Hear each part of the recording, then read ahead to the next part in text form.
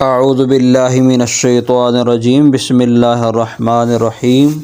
السلام علیکم ورحمۃ اللہ وبرکاتہ۔ تمام سننے والے طلباء کرام اور جتنے بھی ہمارے دوست احباب محبت سے سنتے ہیں سب کو ہماری تفسیر قرآن کلاس میں خوش آمدید۔ آج ہم سورۃ البقرہ کی آیت نمبر 280 اس کا ترجمہ اور اس کی تفسیر پڑھیں گے اور اس کے اندر بیان ہونے والے مسائل کا ذکر کریں گے۔ اللہ تبارک و تعالی جل شانہ نے ارشاد فرمایا وَإِن كَانَ ذُو عُسْرَةٍ فَنَظِرَةٌ إِلَىٰ مَيْسَرَةٍ وَأَن تَصَدَّقُوا خَيْرٌ لَكُمْ إِن كُنتُمْ تَعْلَمُونَ۔ صدق اللہ العظیم۔ اب اس کا ترجمہ سماعت فرمائیں۔ اور اگر تنگ دست ہو جس کو آپ نے قرضہ دیا ہے تو مہلت دینے کا حکم ہے۔ الی میسرہ کا معنی ہوتا ہے اس کی آسانی تک یا اس کے مالدار ہونے تک۔ وَأَن تَصَدَّقُوا خَيْرٌ لَكُمْ، اور اگر تم معاف کر دو خیر لکم، یہ تمہارے لیے زیادہ بہتر ہے۔ ان کنتم تعلمون، اگر تم جانتے ہو۔ اب یہ ہے آیت کا ترجمہ، اور آج کا ہمارا موضوع ٹاپک یہ بن رہا ہے کہ اگر کسی کو قرض دیں تو پھر اس کے لیے آسانی پیدا کریں اور اس کے مالدار ہونے تک اسے مہلت دیں۔ اس پر قرآن و حدیث کا کیا حکم ہے؟ اور اگر بالکل معاف کر دیا جائے قرض تو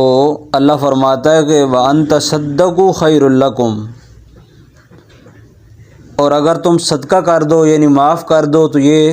تمہارے لیے بہتر ہے۔ کیسے کہ دنیا میں تمہیں عزت ملے گی اور آخرت میں اس کی جزا ملے گی اگر تم یہ معاف کرتے ہو۔ ان کنتم، اگر تم ہو تعلمون، جاننے والے، یعنی یا تو جس کا آپ نے قرض جس سے لینا ہے اس کو مہلت دے دیں، یعنی اس نے آپ سے وعدہ کیا اور وعدہ کرنے کے بعد اس نے اپنی پوری کوشش کی کہ میں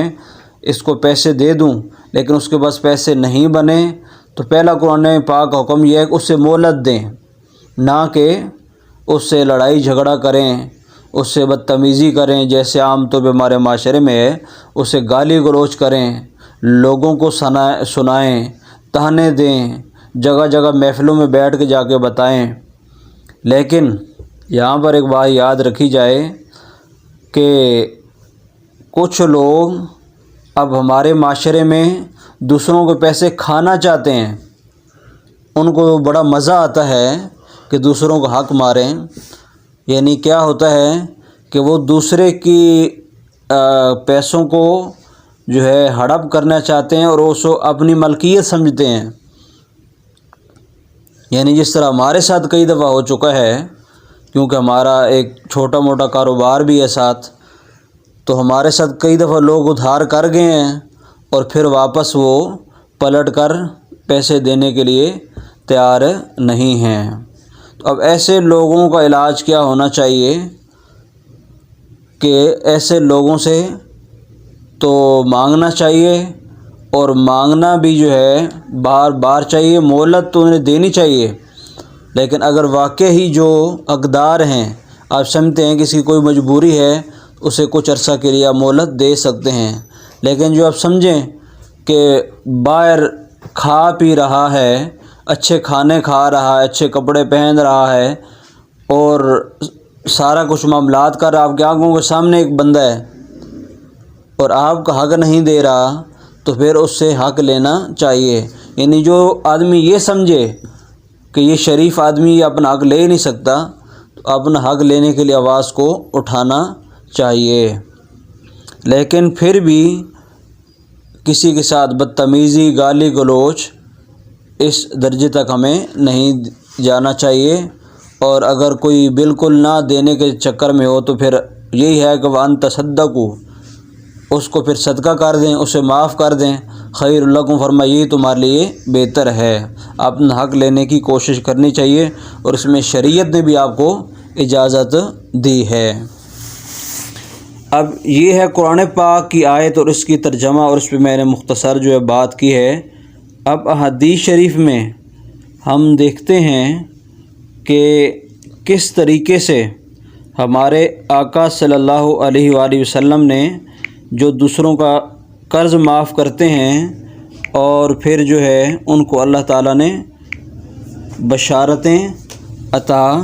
فرمائی ہیں۔ ایسی بہت ساری روایات ہیں، ان میں سے کچھ ہم آپ کے سامنے رکھتے ہیں،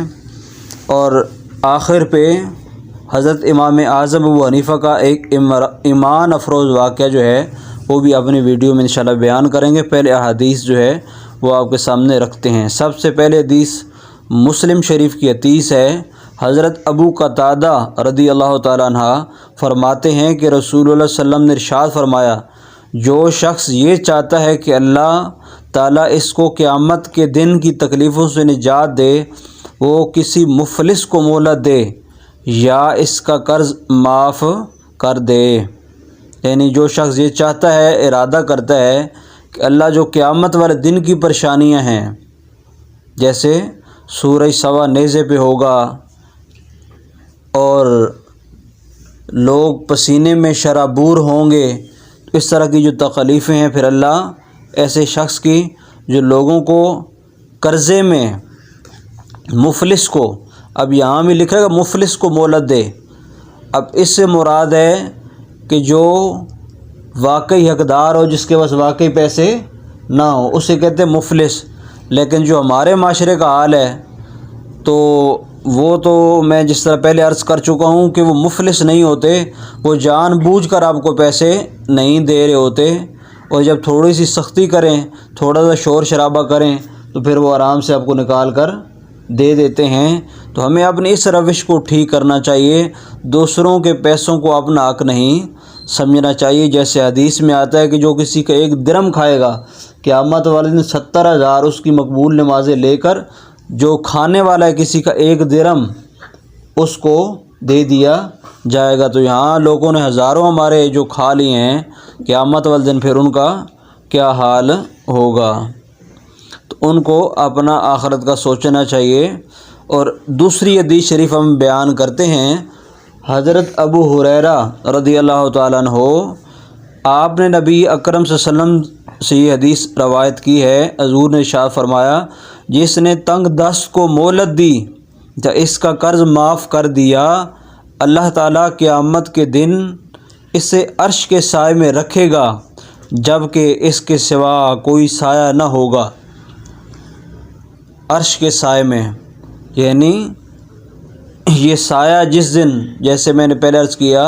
کہ سورج سوا نیزے پہ ہوگا، لوگ پسینے میں شرابور ہوں گے۔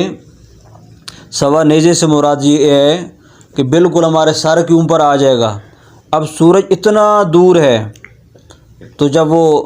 تپش ہوتی ہے تو ہم اس کی گرمی برداشت نہیں کر سکتے۔ اس وقت کہتے ہیں کہ سوا نیزے پہ، یعنی جس طرح سر کے اوپر جیسے پنکھا لگا ہوتا ہے ہمارے گھر کا، 10 سے 15-20 فٹ تک اتنا سر کے اوپر سورج آ جائے گا، تو جو گناہ گار ہوں گے وہ اتنا ان کو پسینہ آئے گا کہ پسینے میں ڈوب رہے ہوں گے، اور کوئی پاؤں تک، گھٹنوں تک، کوئی پیٹ تک، اور کوئی پورا بیچ میں، جس سے کہتے ہیں ڈوب رہا ہو، کبھی باہر نکلے گا کبھی اندر جائے گا، اس طرح کا جو ہے نا محشر کا میدان ہوگا۔ تو فرمایا کہ جو دوسروں کا قرض معاف کر دیتا ہے، ان کے ساتھ آسانی کرتا ہے جس نے قرض لیا ہوا ہے، تو پھر اللہ اس کو عرش کا سایہ عطا فرمائے گا۔ اب تیسری حدیث شریف سرکار مدینہ صلی اللہ علیہ وسلم نے یہ حدیث حضرت جابر رضی اللہ تعالیٰ عنہ نے روایت کی ہے، اللہ تعالیٰ اس شخص پر رحم کرے جو بیچنے اور خریدنے اور تقاضا کرنے میں آسانی کرے۔ یعنی اب یہاں پر دکانداروں کے لیے بھی جو ہے نصیحت فرمائی گئی ہے۔ پہلے حدیث قسم بیچنے اور خریدنے میں، یعنی جو بیچنے والا ہے اور جو خریدنے والا ہے، ٹھیک ہے، اور تقاضا کرنے میں آسانی۔ تقاضا سے مراد ہے کہ یعنی جس نے آپ سے ادھار لیا ہوا ہے اس سے تقاضا کرنے میں یعنی اس سے مانگنے میں آسانی کرے، یعنی اس سے ادھار اپنا مانگے، حق مانگے، لیکن حتی الامکان اس کی دل آزاری نہ کرے، اس کے ساتھ سخت جملے نہ بولے، لڑائی جھگڑا نہ کرے، گالی گلوچ نہ کرے، جس طرح عام طور پہ ہمارے معاشرے میں ہوتا ہے کہ ہم قرض دے دیتے ہیں لیکن پھر جب کوئی کسی مجبوری کی وجہ سے نہ دے رہا ہو تو پھر اس کو گالی گلوچ لڑائی جھگڑے تک چلے جاتے ہیں، اور یہاں تک کہ پھر جو کچھ زیادہ ہی جو شیلے لوگ ہیں وہ مکے گھسنے تک، اور اس سے جو زیادہ جوش والے ہیں وہ ریفلوں تک بھی اور گولیوں تک بھی چلے جاتے ہیں۔ تو معاف کر دینا یہی اچھا ہے، اور اس سے پھر ڈھیروں نیکیاں بھی آخرت میں ہمیں نصیب ہوں گی، اللہ کے عرش کا سایہ بھی نصیب ہوگا۔ اب ایک حدیث شریف مصطفیٰ کریم علیہ الصلوۃ والسلام کی مسند امام احمد کے اندر یہ بیان کی گئی ہے حدیث۔ حضور اکرم صلی اللہ علیہ وسلم نے ارشاد فرمایا، گزشتہ زمانے میں ایک شخص کی روح قبض کرنے جب فرشتہ آیا، کیا آیا؟ فرشتہ، تو مرنے والے سے سوال کیا گیا، کیا تجھے اپنا کوئی اچھا کام یاد ہے؟ کوئی دنیا میں کوئی نیکی وغیرہ تم نے کی ہے تو بتاؤ۔ اب اس نے کہا، میرے علم میں کوئی اچھا کام نہیں ہے۔ اس نے کہا کیا، یعنی فرشتے نے کہا کہ کوئی غور کر کے بتا دیں، سوچ لے اچھی طرح، کوئی اگر آپ کو اپنا نیک کام یاد ہو تو۔ اس نے کہا صرف یہ عمل تھا کہ دنیا میں لوگوں سے تجارت کرتا تھا، یعنی تجارت میں نہیں تو لین دین، چیز خریدتا تھا اور آگے بیچ دینا، اس کو کہتے ہیں تجارت، یعنی تجارت کرتا تھا اور ان کے ساتھ اچھی طرح پیش آتا تھا، یعنی جب لیتا تھا چیزیں دیتا تھا تو محبت کے ساتھ پیش آتا تھا، بدتمیز دکانداروں کی طرح نہیں پیش آتا تھا۔ تو اس سے جو بدتمیز دکاندار ہیں، ٹھیک ہے، جو تمیز کے دائرے سے باہر چلے جاتے ہیں، ان کو بھی نصیحت پکڑنی چاہیے کہ لین دین میں کیسے پیار محبت اور اخلاق سے پیش آنا چاہیے۔ ویسے بھی اخلاق جو اللہ کو بھی پسند ہے، اللہ کے رسول کو بھی پسند ہے۔ حضور نے فرمایا جس کا اخلاق اچھا ہو قیامت والے دن وہ میرے ساتھ ہوگا۔ وَإِنَّكَ لَعَلَىٰ خُلُقٍ عَظِيمٍ، اور اللہ نے پیارے حبیب علیہ السلام کے بارے میں ارشاد فرمایا کہ ہم نے اپنے محبوب کو خلق عظیم عطا فرمایا ہے، یعنی ہمارے آقا تو وہ ہیں جن کو پتھر مارے گئے، جسم سے خون نکل آیا، تو کیا کسی دکاندار کو کوئی اس طرح کرتا ہے کہ کوئی پتھر مار رہا ہے؟ صرف گاہک دوسری دفعہ کسی چیز کی قیمت پوچھ لے تو لڑنا شروع کر دیتے ہیں، یا کچھ کہہ دیں تھوڑی سی رعایت کر دیں تو اس پہ وہ جو ہے اس طرح کا معاذ اللہ برا رویہ اختیار کرتے ہیں کہ جو اب میں اس قرآن پاک کی تفسیری کلاس میں بیان بھی نہیں کر سکتا، کیونکہ ہمارے سامنے قرآن پاک بھی پڑا ہوا ہے، یعنی ایسی ایسی گالیاں دینا شروع ہو جاتے ہیں معاذ اللہ۔ چلو کچھ تھوڑے سے ہم الفاظ بول دیتے ہیں، زیادہ تک نہیں جاتے، یعنی اس طرح کچھ لوگ کہہ دیتے ہیں کہ کیا تیرے باپ کی دکان ہے، چلو یہاں سے نکلو، دفع ہو جاؤ، دوبارہ ہماری دکان کے اندر پاؤں نہ رکھنا۔ لینا ہوتا نہیں ہے، ویسے ہی چسکے لیتے رہتے ہیں، اور اس طرح کی اس سے بھی آگے تک لوگ جو ہے چلے جاتے ہیں۔ تو اس لیے ہمیں اپنا رویہ درست رکھنا چاہیے۔ تو اس بندے نے کہا کہ مجھے اور کوئی نیکی یاد نہیں، یعنی نماز کی نیکی، روزہ، زکوٰۃ، اب کتنی نیکی ہیں۔ اس نے کہا کہ مجھے تو کوئی اور نیکی یاد نہیں، بس میں تجارت کرتا تھا، تو تجارت کرتے ہوئے لوگوں کے ساتھ تمیز کے ساتھ محبت کے ساتھ پیش آتا تھا، اور اگر کوئی مالدار آ جاتا تو اس کے ساتھ بھی اچھا رویہ رکھتا، اور کوئی تنگ دست آ جاتا یعنی دیکھتا کہ غریب ہے تو درگزر کرتا، یعنی معاف کر دیتا تھا، ٹھیک ہے، یعنی اگر کوئی غریب آ جاتا کہتا کہ یہ چیز جو ہے نا مجھے دے دے، میں غریب ہوں، تو پھر میں اسے چیز دے دیتا، اور بعض دفعہ اس کا قرض بھی معاف کر دیتا۔ تو اللہ تعالیٰ نے فرشتے سے فرمایا تم اس سے درگزر کرو، یعنی تم اسے معاف کر دو، یعنی جو اس کو سزا دینی تھی، فرشتوں نے جو پھینٹی لگانی تھی، اللہ نے فرمایا کہ جب اس نے میرے مخلوق سے درگزر فرمائی ہے اے فرشتوں اب تم بھی اس پہ درگزر فرماؤ۔ اس سے پتہ چلا لوگوں سے اچھا لین دین کرنا یہ بھی انسان کو جو ہے گناہوں سے بچا سکتا ہے اور دوزخ کی آگ سے بھی جو ہے وہ بچا سکتا ہے۔ اور آخر پہ امام اعظم ابو حنیفہ رضی اللہ تعالیٰ عنہ کا وہ واقعہ کہ آپ نے ایک مجوسی کو قرض دیا اور ایک دن قرض لینے کی نیت سے وہ اپنے گھر سے نکلے کہ میں جاؤں اور اس سے جا کے اپنا جو ہے قرض مانگوں، اور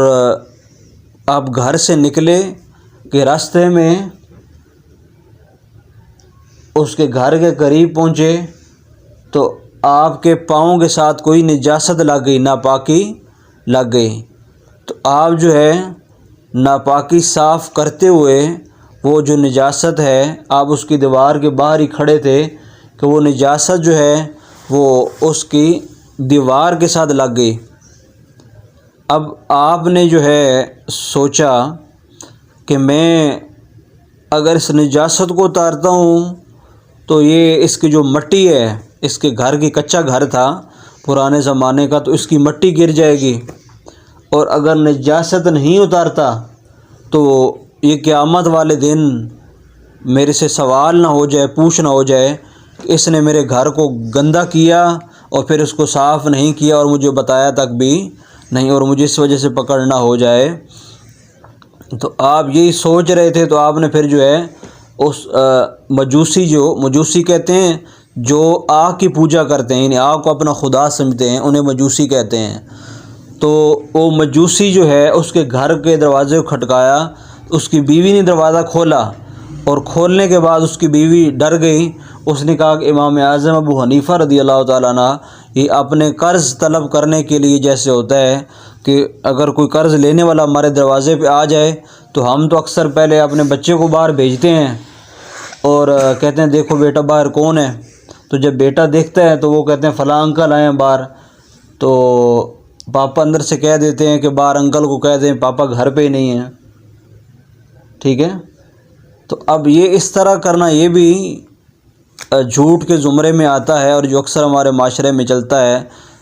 تو اس کی بیوی گئی، اس نے اپنے خاوند کو بلایا اور کہا کہ اب تو وہ قرض لینے کے لیے دروازے کے اوپر کھڑے ہیں۔ وہ مجوسی ڈرتا ڈرتا باہر آیا